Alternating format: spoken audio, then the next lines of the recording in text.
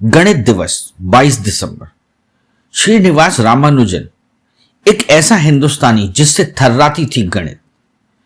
दुनिया में कभी कभी ऐसी विलक्षण प्रतिभाएं जन्म लेती हैं जिनके बारे में जानकर सभी आश्चर्यचकित रह जाते हैं। महान गणितज्ञ श्रीनिवास अयंगर रामानुजन एक ऐसी ही भारतीय प्रतिभा का नाम है जिन पर न केवल भारत को परंतु पूरे विश्व को गर्व है। महज 33 वर्ष की उम्र में शायद ही किसी वैज्ञानिक और गणितज्ञ ने इतना कुछ किया हो जितना रामानुजन ने किया। यह आश्चर्य की ही बात है कि किसी भी तरह की औपचारिक शिक्षा न लेने के बावजूद उन्होंने उच्च गणित के क्षेत्र में ऐसी विलक्षण खोजें की जिससे इस क्षेत्र में उनका नाम हमेशा के लिए अमर हो गया। यह न केवल भारत बल्कि समूचे विश्व का दुर्भाग्य था कि गणित का यह साधक मात्र 33 वर्ष की आयु में तपेदिक के कारण परलोक सिधार गया। श्रीनिवास रामानुजन अयंगर एक महान भारतीय गणितज्ञ थे। उन्हें आधुनिक काल के महान गणित विचारकों में गिना जाता है। उन्हें गणित में कोई विशेष प्रशिक्षण नहीं मिला था, फिर भी उन्होंने विश्लेषण एवं संख्या सिद्धांत के क्षेत्र में महत्वपूर्ण योगदान दिए। उन्होंने गणित के क्षेत्र में कई महत्वपूर्ण प्रयोग किए थे जो आज भी उपयोग किए जाते हैं। उनके प्रयोगों को उस समय जल्द ही भारतीय गणितज्ञों ने मान्यता दे दी थी। जब उनका हुनर ज्यादातर गणितज्ञों के समुदाय को दिखने लगा तब उन्होंने इंग्लिश गणितज्ञ जीएस हार्डी से भागीदारी कर ली। उन्होंने पुराने प्रचलित थ्योरम की पुनः खोज की ताकि उसमें कुछ बदलाव करके नया थ्योरम बन सके। 11 वर्ष की आयु से ही श्रीनिवास रामानुजन अपने ही घर पर किराए से रह रहे 2 विद्यार्थियों से गणित का अभ्यास करना शुरू किया था। बाद में उन्होंने एल लोनी द्वारा लिखित एडवांस ट्रिग्नोमेट्री का अभ्यास किया। 13 साल की अल्पायु में ही वे उस किताब के मास्टर बन चुके थे और उन्होंने खुद कई सारे थ्योरम की खोज की थी। 14 वर्ष की आयु में उन्हें अपने योगदान के लिए मेरिट सर्टिफिकेट भी दिया गया और साथ ही अपनी स्कूल शिक्षा पूरी करने के लिए कई सारे अकादमी पुरस्कार भी दिए गए। और सांभर तंत्र की स्कूल में उन्हें 1200 विद्यार्थी और 35 शिक्षकों के साथ प्रवेश दिया गया। वे बचपन से ही विलक्षण प्रतिभावान थे।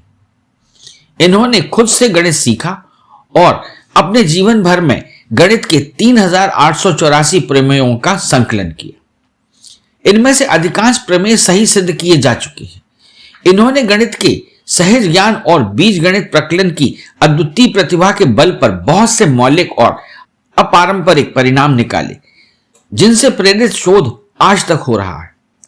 यद्यपि इनकी कुछ खोजों को गणित मुख्य धारा में अब तक नहीं अपनाया गया है, हाल में इनके सूत्रों को क्रिस्टल विज्ञान में प्रयुक्त किया गया है। इनके कार्य से प्रभावित गणित के क्षेत्र में हो रहे काम के लिए रामानुजन जर्नल की स्थापना की गई। एक बार जब वे 3री कक्षा के विद्यार्थी थे तब उनके अध्यापक उन्हें बता रहे थे कि किसी नंबर को उसी नंबर से भाग दिया जाए तो 1 मिलेगा। उदाहरण के तौर पर उन्होंने बताया कि यदि 3 आम को 3 लोगों में बांटा जाए तो प्रत्येक को 1 आम मिलेगा। इस पर रामानुजन ने उनसे पूछा, क्या 0 को 0 से भाग देने पर भी 1 मिलेगा? यदि 0 आम है और 0 लोगों को बांटा जाए तो क्या प्रत्येक को 1 आम मिलेगा? सच तो यह है कि वे प्रतिभूत निर्धारित इंडिटरमिनेट के बारे में बात कर रहे थे जो कि इंटर की कक्षा में पढ़ाया जाने वाला विषय था। रामानुजन उच्च शिक्षा से वंचित रह गए थे, इसलिए उन्होंने बहुत से गणित के प्रमेय स्वयं ही सिद्ध किए जो कि बहुत पहले सिद्ध किए जा चुके थे। कुछ व्यक्तिगत कारणों और धन की कमी के कारण रामानुजन ने प्रोफेसर हार्डी के कैम्ब्रिज के आमंत्रण को अस्वीकार कर दिया। प्रोफेसर हार्डी को इससे निराशा हुई, लेकिन उन्होंने किसी तरह से रामानुजन को वहां बुलाने का निश्चय किया। इसी समय रामानुजन को मद्रास विश्वविद्यालय में शोध वृत्ति मिल गई थी जिससे उनका जीवन कुछ सरल हो गया और उनको शोध कार्य के लिए पूरा समय भी मिलने लगा था। इसी बीच एक लंबे पत्र व्यवहार के बाद धीरे धीरे प्रोफेसर हार्डी ने रामानुजन को कैम्ब्रिज आने के लिए सहमत कर लिया। प्रोफेसर हार्डी के प्रयासों से रामानुजन को कैम्ब्रिज जाने के लिए आर्थिक सहायता भी मिल गई। रामानुजन ने इंग्लैंड जाने के पहले गणित के करीब 3000 से भी अधिक नए सूत्रों को अपनी नोटबुक में लिखा था। रामानुजन का पढ़ाई से पूरी तरह नाता टूट जाने के बाद आने वाले 5 साल इनके जीवन के लिए बहुत ही संघर्षमय थे। इस समय हमारा देश अंग्रेजों की अधीनता में था। चारों तरफ परतंत्रता की बेड़ियों में जकड़े भारत में कहीं भी न रोजगार के अवसर थे और ना ही लोगों के जीवन जीने के लिए कोई उद्देश्य था। हर कोई बस अपने देश को आजाद देखना चाहता था। ऐसे में रामानुजन के पास भी कोई नौकरी न थी और ना ही नौकरी पाने के लिए कोई बड़ी डिग्री, जिसकी चिंता से रामानुजन का स्वास्थ्य दिन पर दिन बिगड़ता जा रहा था, जिसके चलते डॉक्टरों ने इन्हें घर जाकर आराम करने की सलाह दी। ऐसे में रामानुजन का गणित के प्रति प्रेम उन्हें अपने जीवन में आगे बढ़ने के लिए प्रेरणा देता रहा।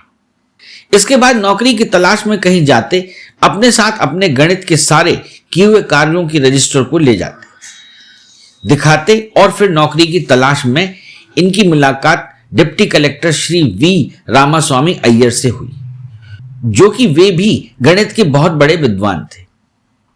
वह रामानुजन की प्रतिभा को पहचान गए और फिर रामास्वामी अय्यर ने रामानुजन के लिए 25 रुपए की मासिक तनख्वाह के रूप में छात्रवृत्ति की व्यवस्था की, जहां पर रामानुजन ने अपने प्रथम शोध पत्र बर्नौली संख्याओं के कुछ गुण शोध पत्र journal of Indian mathematical society में प्रकाशित हुआ था। और फिर सौभाग्य से 1 साल पूरा होते ही रामानुजन को मद्रास पोर्ट ट्रस्ट में लेखा बही के हिसाब रखने के लिए क्लर्क की नौकरी मिल गई और फिर से रामानुजन को अपने गणित के प्रति प्रेम के लिए समय मिलने लगा। और फिर इस प्रकार रामानुजन ने अनेक नए नए गणित के सूत्रों को लिखना प्रारंभ कर दिया। रामानुजन का शोध धीरे धीरे आगे बढ़ रहा था, पर अब स्थिति ऐसी थी कि बिना किसी अंग्रेज गणितज्ञ की सहायता के शोध कार्य को आगे नहीं बढ़ाया जा सकता था। रामानुजन ने कुछ शुभचिंतकों और मित्रों की सहायता से अपने कार्य को लंदन के प्रसिद्ध गणितज्ञों के पास भेजा, पर इससे कुछ विशेष सहायता नहीं मिली। इसके बाद जब रामानुजन ने अपने संख्या सिद्धांत के कुछ सूत्र प्रोफेसर शेषु अय्यर को दिखाए, तो उन्होंने उनको समय के प्रसिद्ध गणितज्ञ प्रोफेसर हार्डी के पास भेजने का सुझाव दिया। सन 1913 में रामानुजन ने हार्डी को पत्र लिखा और स्वयं के द्वारा खोजी प्रमेय की एक लंबी सूची भी भेजी। पहले प्रोफेसर हार्डी को भी पूरा समझ में नहीं आया, फिर उन्होंने अपने शिष्यों और कुछ गणितज्ञों से सलाह ली तो वे इस नतीजे पर पहुंचे कि रामानुजन गणित के क्षेत्र में एक दुर्लभ व्यक्तित्व है।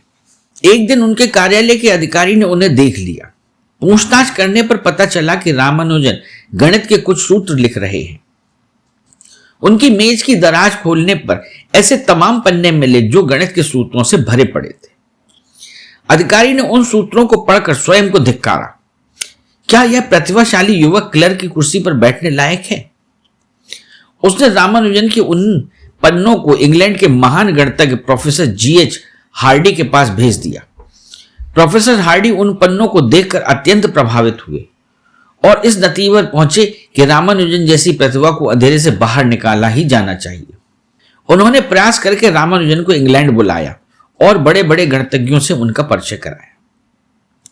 रामानुजन की गणितीय प्रतिभा का अंदाजा इस बात से लगाया जा सकता है कि उनके निधन के इतने वर्ष व्यतीत होने के बाद भी उनकी बहुत सी प्रमेय अनसुलझी बनी हुई हैं। उनकी इस विलक्षण प्रतिभा के प्रति सम्मान प्रकट करते हुए भारत सरकार ने उनकी 125वीं जयंती के उपलक्ष्य में वर्ष 2012 को राष्ट्रीय गणित वर्ष के रूप में मनाने का निश्चय किया। इसके अतिरिक्त प्रत्येक वर्ष उनका जन्म दिवस 22 दिसंबर राष्ट्रीय गणित दिवस के रूप में भी मनाया जाएगा। एक तो रामानुजन का दुबला पतला शरीर, दूसरे लंदन का बेहद ठंडा मौसम, उस पर खान पान की उचित व्यवस्था का अभाव। ऐसे में रामानुजन को टीबी ने घेर लिया। उस समय तक टीबी का कारगर इलाज उपलब्ध नहीं था। सिर्फ आराम और समुचित डॉक्टरी देखरेख ही उन्हें बचा सकती थी। लेकिन रामानुजन की गणित की दीवानगी ने उन्हें चैन से नहीं बैठने दिया। भारत लौटने पर भी इनके स्वास्थ्य में सुधार नहीं हुआ और उनकी हालत गंभीर होती जा रही थी। धीरे धीरे डॉक्टरों ने जवाब दे दिया। उनका अंतिम समय नजदीक आ गया था। अपनी बीमारी से लड़ते लड़ते अंततः 26 अप्रैल 1920 को उन्होंने प्राण त्याग दिया। मृत्यु के समय उनकी आयु मात्र 33 वर्ष की थी। इस महान गणितज्ञ का निधन गणित जगत के लिए अपूर्णीय क्षति था। यदि आप अपना टैलेंट बंजारा बीट्स के साथ शेयर करना चाहते हैं तो 2 से 3 मिनट का वीडियो हॉरिजॉन्टल में बनाकर इन नंबरों पर भेजें।